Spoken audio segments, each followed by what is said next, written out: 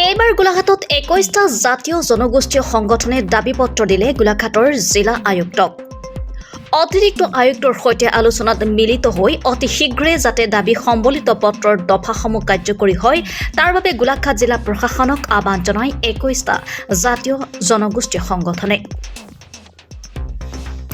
সংগঠনসমূহৰ দাবীসমূহ এনেধৰণৰ: গোলাঘাট জিলাত যাতে অনা অসমীয়া বা সন্দেহযুক্ত মানুহে খিলঞ্জীয়া মানুহৰ ভূমি ক্ৰয় কৰিব নোৱাৰে তাৰ ব্যৱস্থা গ্ৰহণ কৰক। গোলাঘাট জিলাত থকা সকলো ব্যৱসায়িক প্ৰতিষ্ঠানৰ বেনাৰ হৰ্ডিংসমূহ অসমীয়া ভাষাত লিখাটো বাধ্যতামূলক বুলি 24 ঘণ্টাৰ সময়সীমা বান্ধি দিয়ক। গোলাঘাট জিলাখনত একাংশ ইটাভাটা ডেম নিৰ্মাণ কাৰ্যত অবৈধ সন্দেহযুক্ত মানুহৰ প্ৰয়োভৰ ঘটিছে।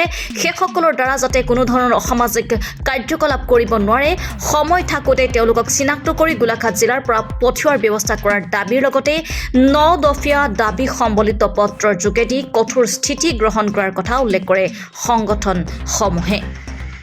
গোলাঘাটৰ পৰা চন্দন কৰ্মকাৰ ৰিপৰ্টাৰ লাইভ অসম। গোলাঘাটৰ 21টা সংগঠন একত্ৰিত হৈ আচলতে যোৱা 24 তাৰিখৰ দিনাখন এখন যৌথ মঞ্চ গঠন কৰিছিলোঁ। আৰু যৌথ মঞ্চ সিদ্ধান্ত মৰ্মে আমি 72 ঘণ্টাৰ পিছত জিলা উপায়ুক্তগৰাকীক এখন দাবী পত্ৰ প্ৰেৰণ কৰাৰ কথা আছিলে। আজি আচলতে 72 ঘণ্টা যোৱাৰ পিছত আমি জিলা উপায়ুক্তগৰাকীক আমাৰ 9 দফীয়া এখন দাবী পত্ৰ তেওঁলোকলৈ প্ৰেৰণ কৰিছোঁ। আৰু আজিৰ তাৰিখৰ পৰা কাৰ্যকৰী হোৱাকৈ আমি জিলা উপায়ুক্তগৰাকীক ব্যৱস্থা গ্ৰহণ কৰিবলৈ আমি আহ্বান জনাইছোঁ। আচলতে আমাৰ দাবীসমূহ এনেধৰণৰ: গোলাঘাটত যিসকল অনা অসমীয়া বা সন্দেহযুক্ত মানুহে খিলঞ্জীয়াৰ পৰা যাতে মাটি কোনো কাৰণতে ক্ৰয় কৰিব নোৱাৰে তাৰ ব্যৱস্থা জিলা প্ৰশাসনে যাতে ব্যৱস্থা গ্ৰহণ কৰে।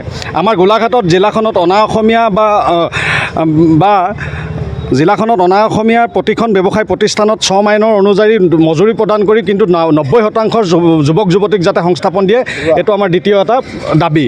তৃতীয় দাবীটো হৈছে আমাৰ গোলাঘাট জিলাখনত ব্যৱসায় প্ৰতিষ্ঠানত বেনাৰ হৰ্ডিংবিলাকত যি জান নাজান পৰিমাণত অসমীয়া ভাষাটো ব্যৱহাৰ হৈ আছে, তাত 80% ডাঙৰকৈ অসমীয়া ভাষা লিখি পেলাই তেওঁলোকে বেনাৰ হৰ্ডিং ব্যৱহাৰ কৰিব লাগিব। আজিৰ তাৰিখত কাৰ্যকৰী হয়, অন্যথা কিন্তু কাইলৈ আমি সেইবিলাক ভাঙি চিঙি আঁতৰাই দিবলৈ বাধ্য হ'ম।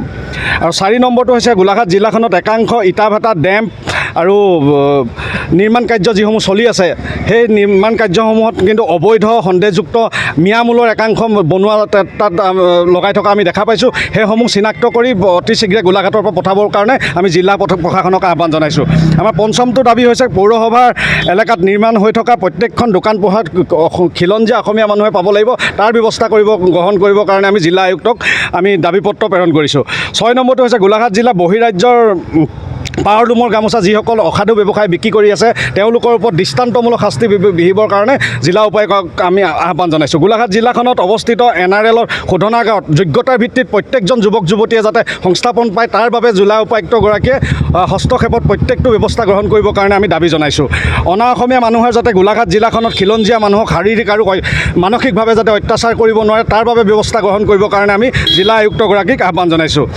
আৰু গোলাঘাট জিলাখনত ৰাসায়নিক সাৰযুক্ত মাছ হওক, শাক পাচলি হওক, ফল মূল হওক, এইসমূহ পৰীক্ষা কৰি পেলাই অতি সোনকালে এইসমূহ বিক্ৰী কৰা যিসকল অসাধু ব্যৱসায় আছে তেওঁলোকৰ ওপৰত কঠোৰ ব্যৱস্থা গ্ৰহণ কৰিবৰ কাৰণে আমি দাবী জনাইছোঁ। শেষত আমি জিলা আয়ুক্তগৰাকীক উপস্থিতিত আমি এটা কথা আহ্বান জনাইছোঁ যাতে এই যিসমূহ দাবী আজিৰ পৰা কাৰ্যকৰী যদি নকৰে কিন্তু অনাগত দিনত আমি 21টা সংগঠনে গণতান্ত্ৰিকভাৱে যিকোনো কাৰ্যসূচী গ্ৰহণ কৰিবলৈ বাধ্য হ'ম। আৰু ইয়াত কিন্তু কোনো কাৰণতে জগৰীয়া আমি 21টা সংগঠন আৰু আমাৰ যৌথ মঞ্চৰ কৰ্মকৰ্তাসকলক এই কথা স্পষ্টভাৱে আমি জনাই দিব বিচাৰিছোঁ। Reporter live.